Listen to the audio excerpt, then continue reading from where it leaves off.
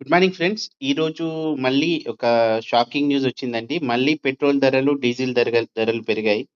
ఈరోజు దాదాపు పెట్రోల్‌పై రూ. 2.61, డీజిల్‌పై రూ. 2.71 పెరిగాయి.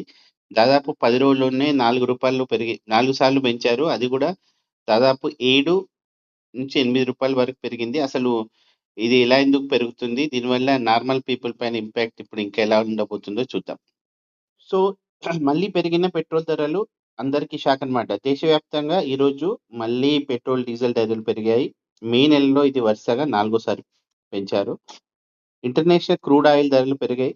ఇంగా మిడిల్ ఈస్ట్ ఇష్యూస్ ఉంటాయి. అండ్ ఇండైరెక్ట్‌గా కూడా అన్ని కంట్రీస్ మీద ప్రభావం ఉంటుంది.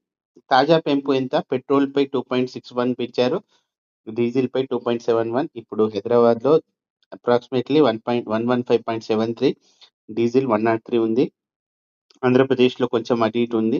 సో, ఇవి పెరగడం ఎక్కువగా ఇంపాక్ట్ చేసేది మిడిల్ క్లాస్ వాళ్ళకి, నిరుద్యోగులకి, హ్మ్. లో లెవెల్ గవర్నమెంట్ ఎంప్లాయీస్‌కి బీభత్సంగా ఇంపాక్ట్ ఉంటుందన్నమాట. సో, ఎలా పెరిగింది? మే 15కి రూ. 3 పెంచుతా అన్నారు. 19కి రూ. 0.87 పెరిగింది. మే 23 మళ్ళీ 0.94 వరకు పెరిగింది. ఈరోజు 2.61 అంటే రూ.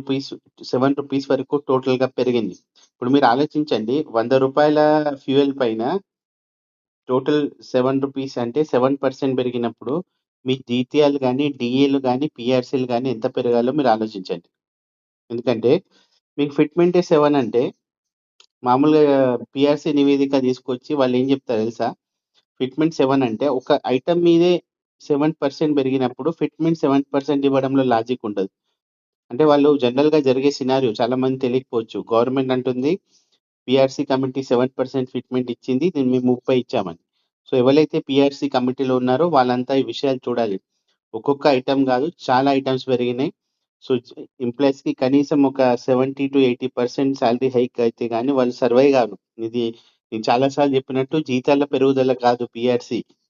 డీఏ, పీఆర్సీలు మీ జీతము లాస్ట్ 5 సంవత్సరాలున్న జీతంకి సరిపోక ఇప్పుడున్న ఖర్చులకి మ్యాచ్ చేసే ఒక సినారియో మాత్రమే. సో, నేను చెప్పేదేంటంటే అందరూ పీఆర్సీ మెంబర్స్ గాని, గవర్నమెంట్ గాని ఇలా రేట్లకు అనుగుణంగా కొత్త సాలరీస్ ఇస్తే ఈవెన్ ప్రైవేట్ సెక్టార్‌లో కూడా అందరూ ఆలోచించాలి. అంటే ప్రైవేట్‌లో ముడి సరుకు తక్కువుందని ఐటెమ్ పెంచినప్పుడు పాపం మరి ఆయన దగ్గర పనిచేసే వ్యక్తి కూడా రేట్లు పెరగాలి.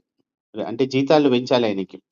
పెంచితేనే కదా అందరూ సర్వైవ్ అయితారు. సో, ఇలా అందరూ ప్రైవేట్‌లో గాని, గవర్నమెంట్ వ్యవస్థలు గాని అందరి గురించి ఆలోచించాలి అని కోరుకుంటూ ధన్యవాదాలు. Thank you very much.